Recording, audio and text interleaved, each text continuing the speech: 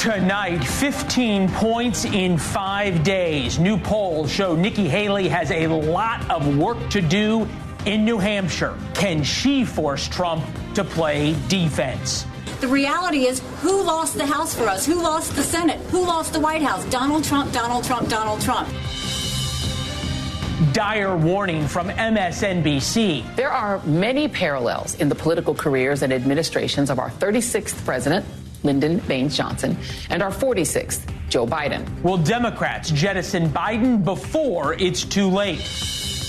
Trump doubles down. As a president, you have to have immunity. Why only the Supreme Court can give him the win he needs. And face off.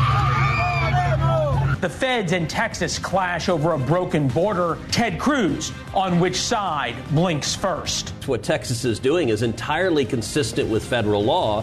It is Joe Biden who's defying federal law. Welcome to the fairest show on television. First tonight, very simply, win or go home. Just like they say in the NFL, Nikki Haley needs to win in New Hampshire to change the narrative, or she will likely be shown the door in this primary race. The irony is she will go home to South Carolina. That's not us saying it, but one of her key donors. Home Depot billionaire and Haley supporter Ken Langone told the Financial Times, quote, "If she doesn't get traction in New Hampshire, you don't throw money down a rat hole." Bad things happen in rat holes. And words matter, right? The choice of rat hole is stunning. Rats are afraid of predators, and you avoid rats at all costs. The major knock on Haley so far is that she's largely avoided criticizing her former boss, the former president. And once again, she walked that tightrope this afternoon. I voted for Trump twice. I agree with a lot of his policies. I have said it over and over again. Rightly or wrongly, chaos follows him. Unfortunately for Haley, she might have lost her momentum after that third place finish in Iowa. She was supposed to come in third in Iowa, but that last minute poll where she was going to be second set expectations way too high. The latest polling average from our partners at DDHQ shows she's trailing the former president by nearly 10 percentage points. That's based on 50 polls. There was that one where she came in tied. But since then, new surveys, and perhaps slightly more sound ones with a lot more likely voters, those spell trouble for Nikki Haley. Mr. Trump holds a 14 to 17 point lead, depending on which one of these new surveys you look like. That's a major difference from just a couple of weeks ago when Haley was within 5 points. And these are all taken after Chris Christie dropped out. Haley often says she'll play the long game, and she describes this race, this primary, as a marathon, not a sprint. We wanted to be strong in Iowa. We did that. We want to be stronger in New Hampshire. We're going to do that. We want to go to my sweet state of South Carolina, be even stronger there. It's about just continuing to move up.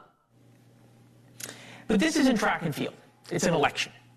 There is no points awarded effectively for second place. There are delegates, but that doesn't really count in the media narrative. And it costs a lot of money to run. The state of New Hampshire matters if Nikki Haley wants to change the narrative. That's because the Granite State is very good at picking nominees. Since 1980, 5 of the 7 winners of the New Hampshire primary went on to claim the nomination. That's a 71% record, more than twice the record of the Iowa caucuses. The voters are vastly different in Iowa as well. 41% of likely voters in New Hampshire's GOP primary say they're moderate or liberal. In Iowa, that number was just 23%. If Iowa's Republican electorate was made for Trump, and it was, the New Hampshire's electorate is Haley's last big hope before South Carolina. It's not nearly as rural. There are far fewer evangelical voters. Lisa Kaczynski covers New Hampshire politics for Politico. She's with us tonight, along with former New Hampshire Senator Judd Gregg. Appreciate both of you being with us. Senator, we'll start with you. Did Nikki Haley peak too early? No. New Hampshire always has been a late deciding state. A lot of people don't make their mind up until the final weekend. she's actually in a very good position, in my opinion. It is a two-person race in New Hampshire. DeSantis isn't having any impact at all, and to the extent he takes votes, he probably takes them from Trump. He's not going to take many votes. Trump probably can't get over 50% in New Hampshire. I'm pretty sure he can't get over 50% in New Hampshire. In 2016, he got 32% because he had 4 very strong candidates running against him. This time he only has 1 strong candidate running against him, and she's speaking definitively, speaking positively, being upbeat, being optimistic. That's something New Hampshire voters like. And you've got to remember that in New Hampshire, independents can vote in our primary. Most of the independents who are going to vote in our primary used to be Republicans. I can say that for sure because they used to support me. But they moved over to the independent status because they're mostly women, educated women, who can't stand Donald Trump. So I don't think you're going to see I think when the independents vote, they're going to vote for Nikki. And if you looked at those polls, I don't lay much faith in polls, quite honestly. They never took one when I was running for office. But if you look at those polls, there's 20% undecided according to those polls. That's a great. It's a great point about the undecideds. Lisa, compare Donald Trump and Nikki Haley's ground game in New Hampshire. We saw Trump really invest in Iowa. Haley had not. Does she have a real structure in addition to what Governor Sununu has brought? Yeah, she definitely does, both with her own campaign and super PACs that she has supporting her that have been knocking doors in this state. Even when she was in Iowa dealing with the caucus, they were out here knocking doors and really sprung into action when Chris Christie in particular dropped out shortly before the Iowa caucuses. He wasn't competing there, obviously, but he was competing here in New Hampshire. And so the push was really on to win over his voters, and that was potentially, a major get for her. So it's not just Sununu, though having him with her has swayed quite a few voters that I've talked to over the past few weeks. Senator, if there's going to be somebody, that's why we have good guests like both of you. We appreciate it. I think about you saying that the electorate for New Hampshire is almost tailor-made for Nikki Haley, right? And yet somebody who was sort of a similar to Nikki Haley candidate was John Kasich back in 2016, who ran against Donald Trump with kind of the same themes that Nikki Haley does. And he lost to Trump by 20%. Why would Nikki Haley be any different? Well, that race had 4 people who got in the teens. It had Jeb Bush, it had Kasich, and there were 2 other people. Trump got to 32%, which was a high watermark for him. So as a practical matter, I don't think you can compare the 2 races. This is a one-on-one race. In a one-on-one race, the president's going to have a base that's pretty strong. It's always strong. It's strong everywhere. But it's not 50%. And so I think Haley does very well. Now, is she going to win? I noticed in your introduction you said she had to win to stay in this race. I don't think so. I don't think she has to win to stay in the race. She might win. What she has to do is come so close that she really scares Trump. And she makes herself viable on Super Tuesday. Remember, on Super Tuesday, there are going to be a lot of states that aren't Southern where people will vote and probably not vote for Trump, Republicans, because getting 50% in those states is going to be hard. So I think if she gets to Super Tuesday as a very viable candidate, which she could by doing very well in New Hampshire and remaining competitive in South Carolina, it's game on. It's a narrow path, I admit that, very narrow path, because the president's very popular. You sound like a supporter. Or at least a fan. I'm sorry? I said you sound like a supporter or at least a fan. And you're right. There's some Super Tuesday state that has. She very much brings the character which we need as a party to regain control of the presidency, the House, and the Senate. She's upbeat. She's positive. She's definitive. She reminds me a lot of Margaret Thatcher, who I got to know a little bit when I was working. Wow, that's high. She is a force for conservative values. That's high cotton.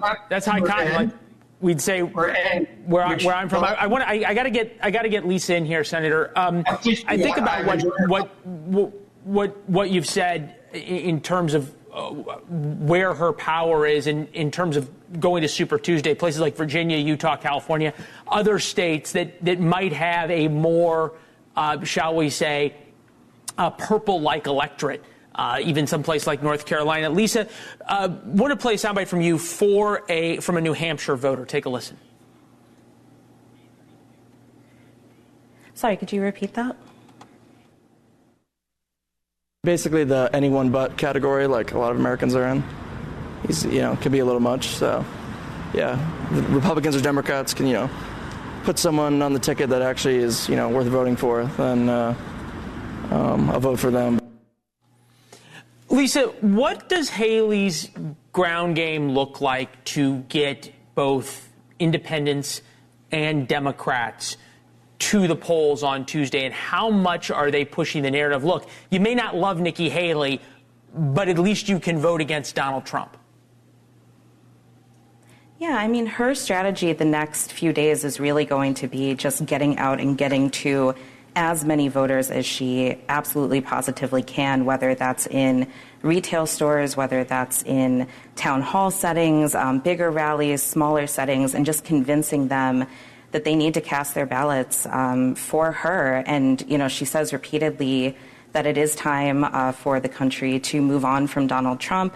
And, as in her words, kind of the revenge that he is seeking for past things that have happened to him, and just move on. She couples that with criticism of Joe Biden, that they are both, older people, and that it is time for the country to move on to a younger generation, and in this case, her. Leland, just one point. We will be up. Democrats can't vote in New Go Hampshire. ahead, sir. I know Lisa knows that, but Democrats can't vote in the New Hampshire Republican primary. All right. Thank you both. We appreciate it. Senator, Lisa, thank you both. And we will be up on the trail with you in New Hampshire tomorrow. Enjoy it. Now, starting today, the state of Texas is doing something the federal government will not: arrest illegal immigrants coming across the southern border. They're also putting up more barbed wire and fencing. The feds are not happy about this. Well, there's two main points of tension. The Justice Department has filed a lawsuit against Texas, calling the arrests illegal. The feds are also blaming the deaths of 3 migrants on the state. Texas blocked federal agents from the border, and the government says this caused 3 migrants, a mother and 2 children, to drown. Texas denies this and say the people were already dead when the Border Patrol showed up. The White House was suing potentially over access to a large part of the Rio Grande banks that Texas has blocked off to stop the flow of illegal immigrants. Reasonable people can, of course, agree, especially if you've watched the show, that the flood of illegal immigrants into the United States under the Biden administration is not a policy failure. It is because of the Biden administration's policy. Earlier today, Secretary of Homeland Security Alejandro Mayorkas called on Congress to work with the White House and fix it. The collaboration and coordination that is needed is not only among federal, state, and local officials. It is also between us and Congress as we work to fix what everyone agrees is a broken immigration system. Texas Senator Ted Cruz, member of the Judiciary Committee, author of Unwoke, is with us. Good to see you, Senator. Thank you. Great to be back. Is this possible to fix through legislation, or does this require the White House to change the rules about what happens once illegal immigrants get to the United States? Well, the thing that broke it was action by the administration. And it's worth understanding, when Joe Biden came into office 3 years ago, he inherited the lowest rate of illegal immigration in 45 years. Donald Trump had done an extraordinary job securing the border. I worked hand in hand with him to do that, and we were seeing incredible success. Joe Biden unilaterally broke that system, and the way he did so was 3 decisions he made the opening week in office. Number 1, he immediately halted construction on the border wall. Number 2, he reinstated the disastrous policy of catch and release. And number 3, he pulled out of the incredibly successful Remain in Mexico agreement. That caused this crisis. Texas has gone on its own and said, we're going to start putting up barbed wire. They have this law now that if you've been here only 6 months, Texas is going to deport you and sort of usurp a federal law and try and get a handle on things inside Texas. I've been down there. There's no question it's a crisis in a terrible situation. This is the question.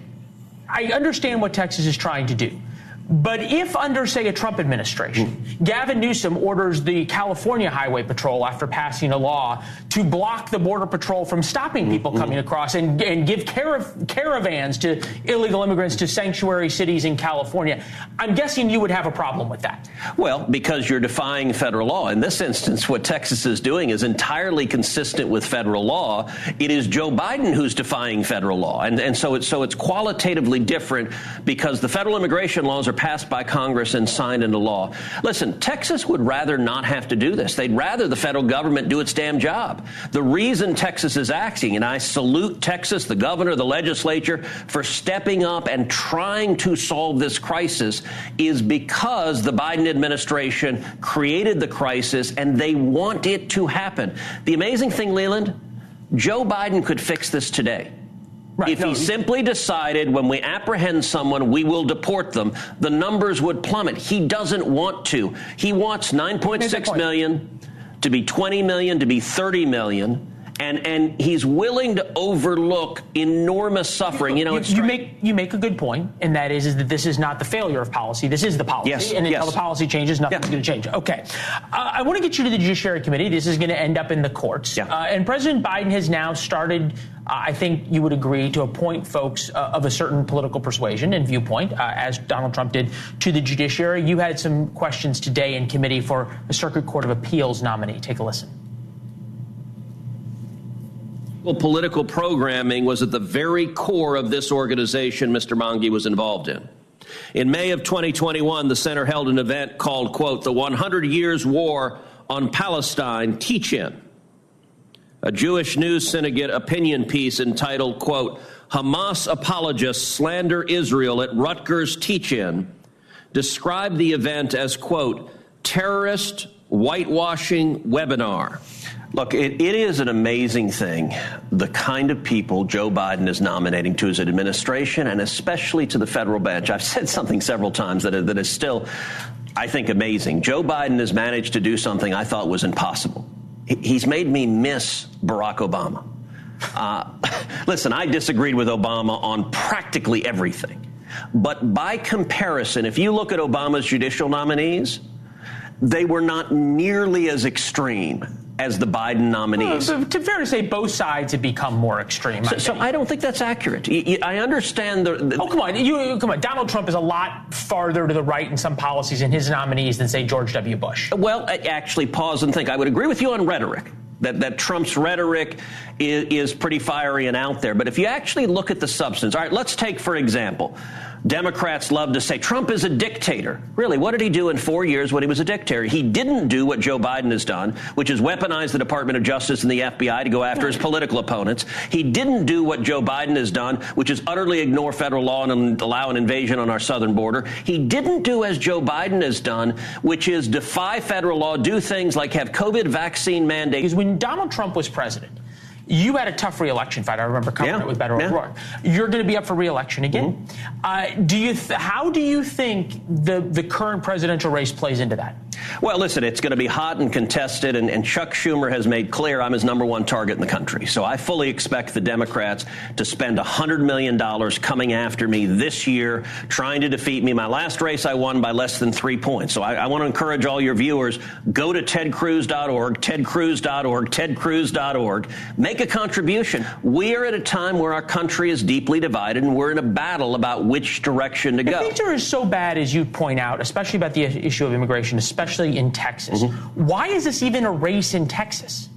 Well, because Texas, like the rest of the country, is divided, and it's just the realities of math. I think we're going to win in Texas, but unfortunately, we are really polarized right now, and the dynamic that happens is the left listens to left-wing news, the right listens to right-wing news. We don't talk to each other. We don't have conversations. We scream and yell. And if someone disagrees with you, you unfriend them on social media. I think we ought to be talking to each other more. And that's why we're glad you're here on NewsNation. We hope it's a place for everybody to talk. I Senator, appreciate it. Thank you very much for the time. Thank you, Leland. Good to see you, sir. More fireworks as Donald Trump talks about exactly what presidential immunity means. Courtroom or campaign trail, might they be the same thing for the former president, or at least as helpful with his supporters. And Democrats refused to give Dean Phillips even a shot at taking on President Biden. How 1968 shows he and others might have a path forward to winning their party's nomination.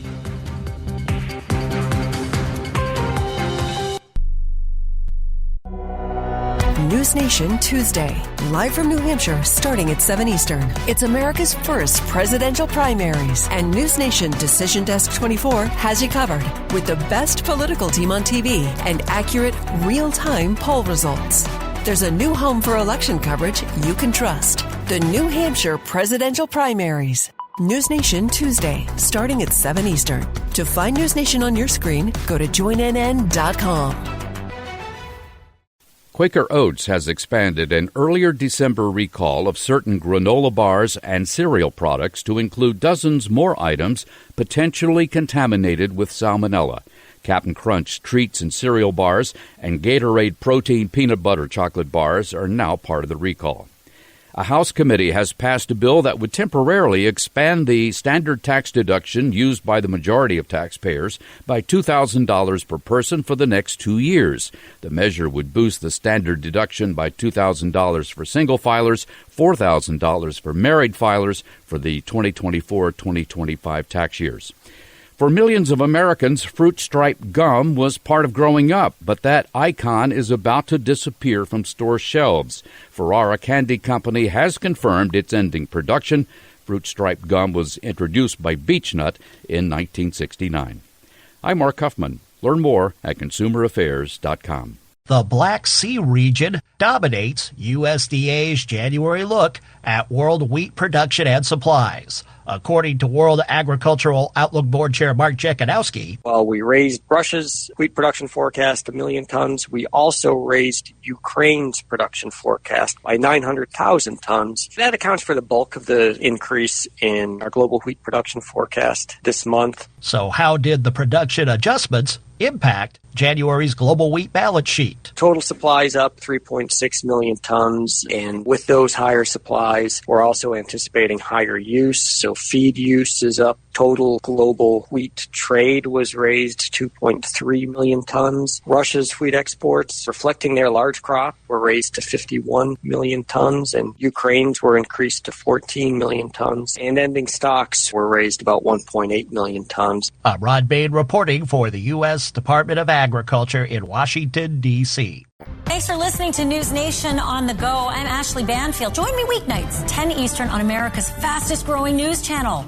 Hello, I'm Chuck Reddick, Commissioner of the Internal Revenue Service. We're working hard to get ready for tax filing season. You know who else is working hard? Identity thieves. Keep your computers and your mobile phones secure. Use antivirus software and strong passwords. Look out for email scams. Secure your home Wi-Fi with a password. Stay safe when you shop online. Look for HTTPS in the web address. See irs.gov for details. Imagine the hospital experience.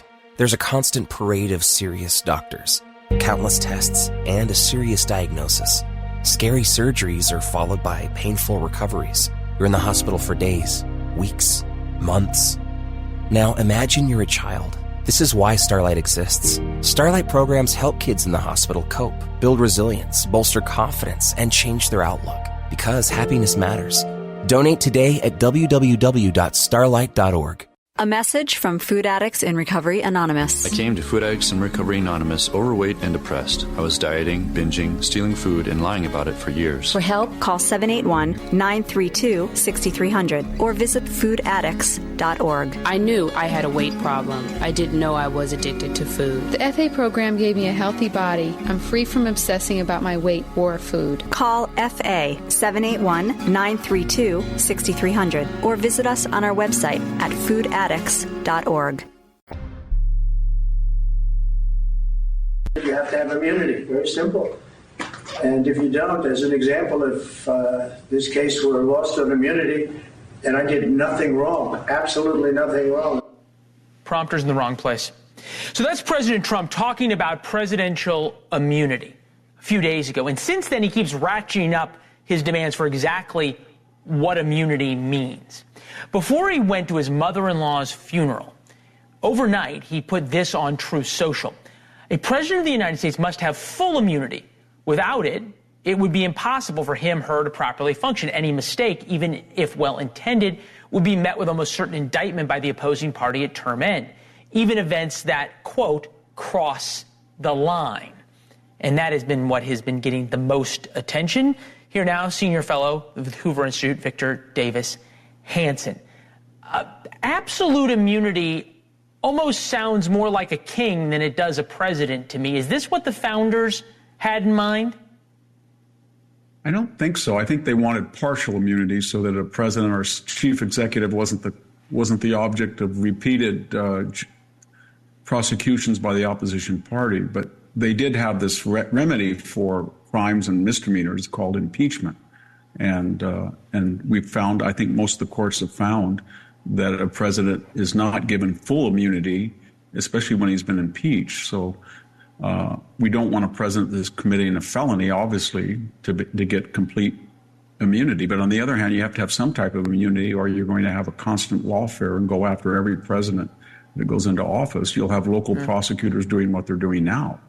I mean, I don't think the founders ever imagined that state and local prosecutors would go after an ex-president or a leading candidate for president, or in fact, if he is elected, they will be trying the president of the United States.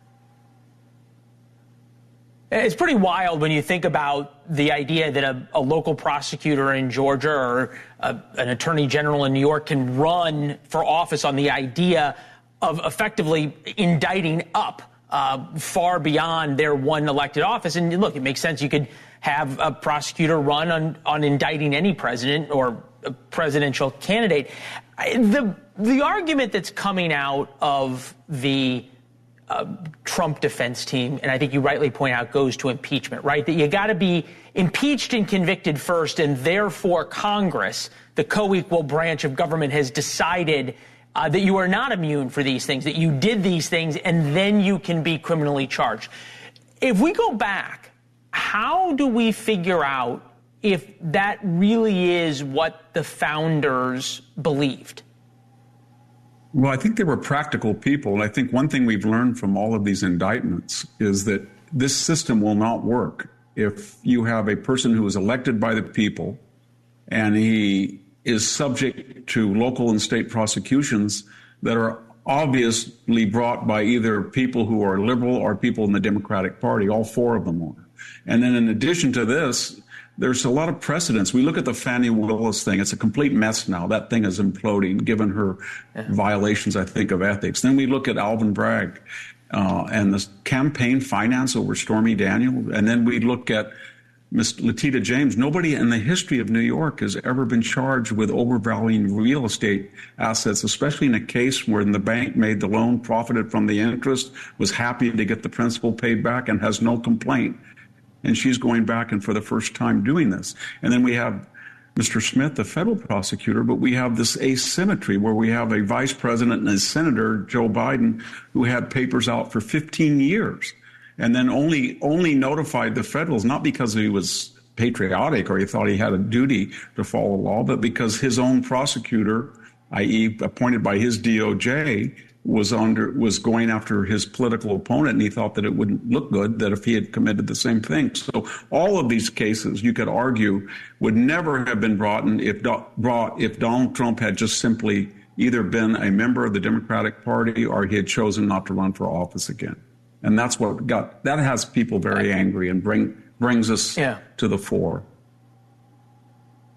No, I think not only does it have people angry, I think it has people rightly scared. And it should have people rightly scared on both sides of this, right? Because you imagine a situation, and it's not that hard to see, even where if it's not Donald Trump's DOJ if he's reelected, but it's an attorney general in a deep red state who wants to try to win points with Trump supporters, who decides to start going after Joe Biden for things that he did in office or for something having to do with the border.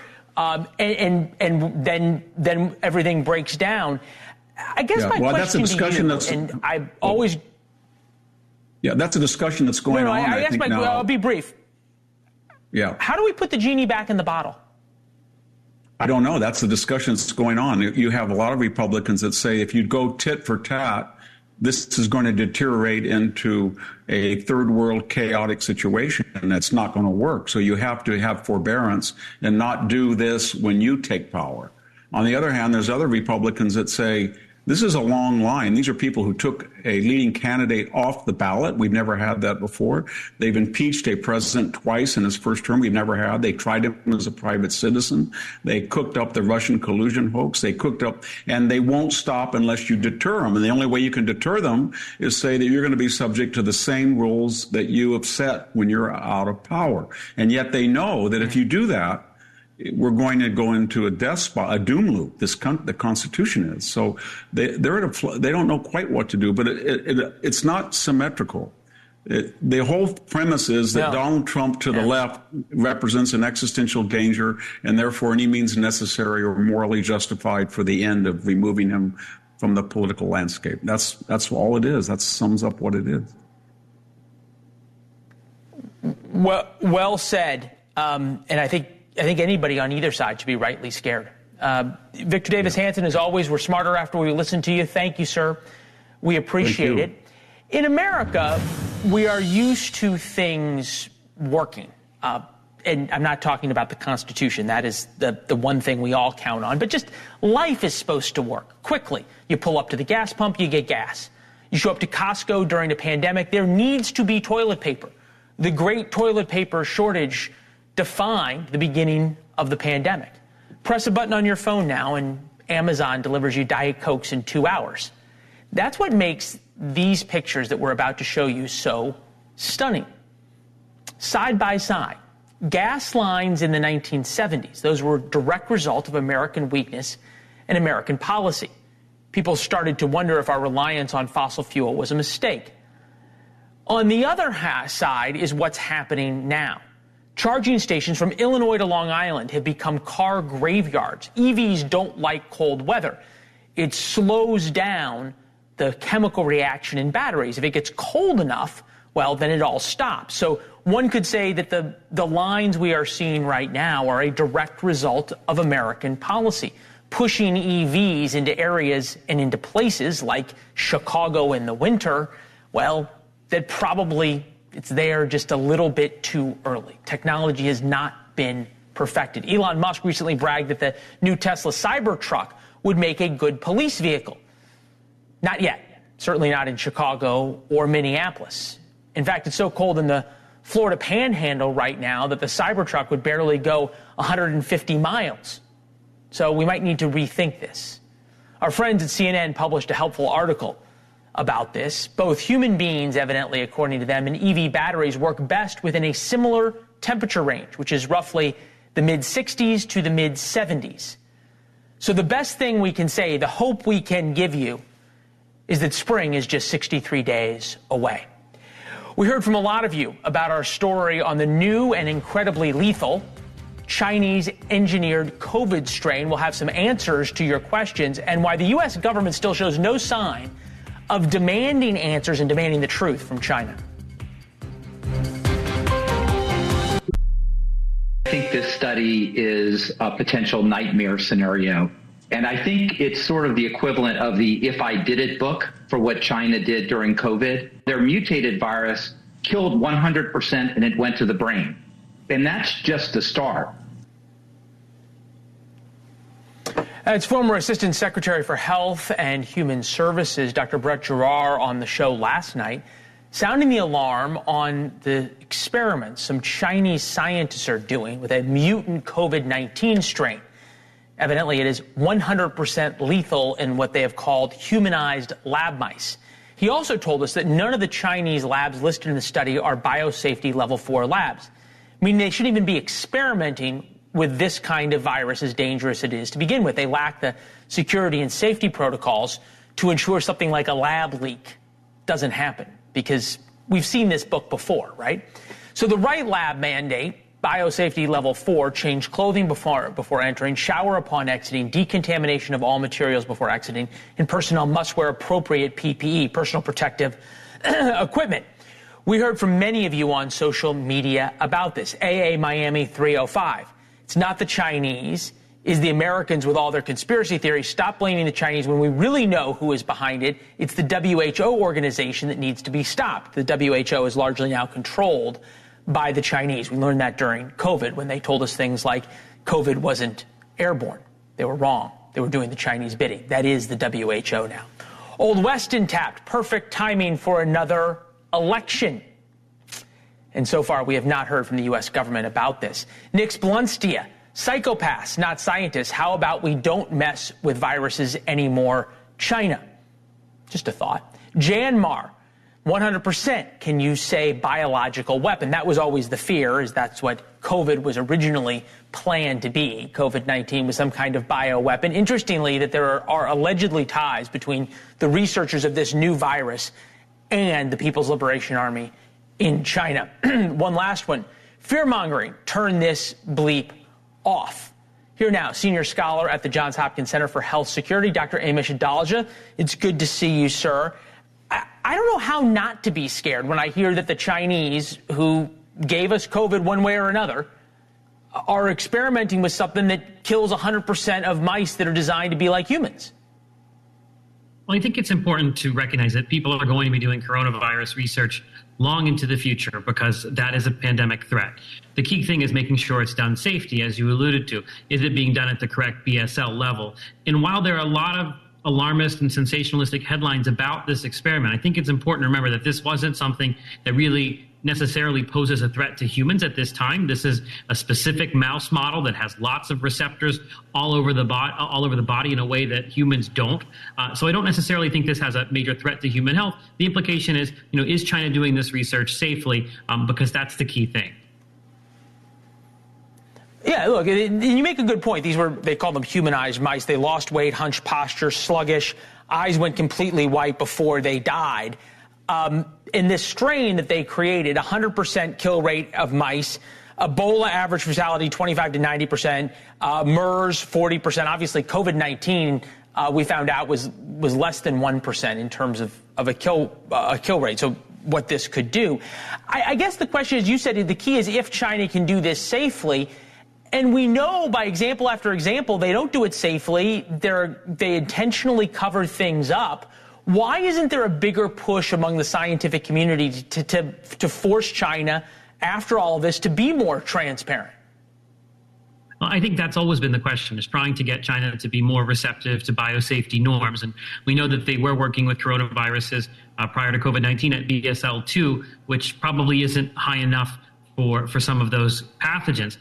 It's very hard to get countries to apply societal norms that they themselves don't agree to. I think what you have to do is continue to put pressure on China in terms of diplomatic pressure, in terms of other scientists that have to collaborate with these individuals to make sure that if they're going to be collaborating with Western scientists, that they're doing it in a safe manner. It's really only through social and scientific pressure that I think something like this can change. This culture can change. I see what we say on the lower third there. Can Chinese labs be trusted? That I'm reading ? The answer to me is absolutely not, and they've shown no desire to be trusted. Are we right to think that this sounds an awful lot like something from the People's Liberation Army, that the purpose of this is a bioweapon? I don't think that this is a biological weapon. I don't think that this is the proper pathogen that they would be using for a biological weapon. Yes, there are concerns that China is developing or has an offensive biological weapons program. That's something that's in the Department of State's unclassified report. So we worry about biological weapons, but I don't necessarily think a coronavirus, something that could easily blow back on your own population, would be the ideal biological weapon. There are better things to use, so to speak, if you're thinking about biological weapons. Actually, I know look, that's an excellent point. We saw what happened with COVID in the beginning with the Chinese. Doc, it's always good to see you. We appreciate the sobriety and the reality check. We invite you to sign up for War Notes. This is where we first talked about this story. It gives you a free look at the show every day at 4 p.m. It's our look at the most important stories of the day. We'll have a lot of our reporting from New Hampshire tomorrow. Warnotes.com, at Leland Vittert on Instagram or Twitter. We have seen the play before, 1968. Could Joe Biden pull an LBJ and pull out of the race? Some folks at MSNBC are starting to draw some parallels between these two deeply unpopular presidents. What if it's 1968 with feelings of anger and discontent in America? A lot of you remember 1968. Those feelings exist today. What if it's 1968 with an incredibly unpopular Democratic president facing a primary challenge from a guy named Kennedy? All right. Now, in 1968, that incredibly unpopular Democratic president, Lyndon Baines Johnson, dropped out so that there could be a Democrat who would have a chance to win in 68. Of course, there are many Democrats who would trounce Trump in a general election. The DNC and President Biden's machine have bullied them into sitting out. Moderates like Roy Cooper, governor of North Carolina. You've never heard of him. The DNC doesn't want you to. Gavin Newsom wants nothing more than to be president. That's why we have Newsom Watch. But he's even scared to take on Joe Biden. One person isn't. Dean Phillips, congressman from Minnesota, is up in New Hampshire right now, even though President Biden ended 3 decades of tradition and tried to take away New Hampshire's primary. Congressman, it is good to see you. Do you agree with that assessment from MSNBC of Lyndon Baines Johnson and Joe Biden? Absolutely, Leland. That's exactly why in July of 2022, I began my public call for President Biden to pass the torch to the next generation. My Democratic colleagues could tell at that time that he was going to face tough headwinds and was probably unelectable. It was so clear, and that's why exactly I called on others to join the race. In the absence of anyone willing to do it, I'm someone who lost my father in the Vietnam War, strangely enough, right after that 1968 election. And I think it's a responsibility to participate in democracy and not let a political party dictate who does and who does not run. President Biden is a good man, but he cannot beat Donald Trump. That's exactly why I entered the race, and my goodness, thank goodness I did, because we needed an option, and I'm glad to see MSNBC finally coming around to the same conclusion. Have they booked you yet? Leland, they have not, but I'll be standing by the phone. All right. I want to play for you, and I thought this was interesting when I watched your ads right now and those of Nikki Haley, someone's campaign we've also followed. Take a look. The two most disliked politicians in America, Trump and Biden, both are consumed by chaos, negativity, and grievances of the past. It looks like Donald Trump is going to be the Republican nominee for president. Wake up, America. There's still time to save this thing. I'm going to save the political nerd part and go, is there going to be a unity ticket or anything like that? But I'm curious as to why you're focused on Donald Trump rather than just attacking Joe Biden. And I would ask Nikki Haley the same thing, why she's not just directly attacking Donald Trump. Well, first, let me say, I know, and I know Nikki knows, that our country would much rather have a Haley-Phillips matchup this November. I think that ad actually demonstrates exactly where the country's at. They don't want Donald Trump, and even if people respect Joe Biden, they realize that a man at his stage, considering the cost issues we're facing, the chaos around the world and here at home at the southern border, he's not up to it. And I've known that for some time. I know my colleagues know that. I know Nikki Haley knows that. The sad truth is I don't see any way that she can overcome Donald Trump. Yeah, real quick, why is it that you think that you go to New Hampshire and nobody will even give you a look? What force and hold does Joe Biden have on the DNC apparatus that you describe? Well, Joe Biden is the de facto head of the Democratic Party. He works with Jamie Harrison of the DNC. I think they are making egregiously dangerous decisions for both President Biden and our country. And I'm up in New Hampshire because there's a 103-year extraordinary practice of democracy, the first in the nation primary. People, Leland, here take it so seriously. They host house parties for Democrats and Republicans. It's beautiful. They show up at events. They challenge candidates. We walk through the snow. We face them. We take questions. We do debates. President Biden is MIA. Literally have not seen him here. They're doing this pathetic he write-in was in North campaign. Carolina today. Congressman, I hate to do this. I'm going to cut you off before the computer does, but I'm going to see you up in New Hampshire this weekend. We'll chat more. Thank you, sir. A lot of people talk about American exceptionalism these days as being gone. We have proof that American exceptionalism is alive and well when we come back.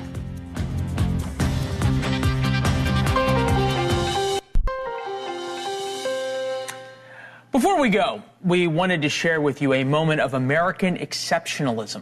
What you are looking at here is a T-90, that is the best tank in Russia's arsenal, getting lit up and destroyed by a Ukrainian M2 Bradley fighting vehicle. The U.S. has donated about 200 Bradleys to the Ukrainians, and they've been badly needed.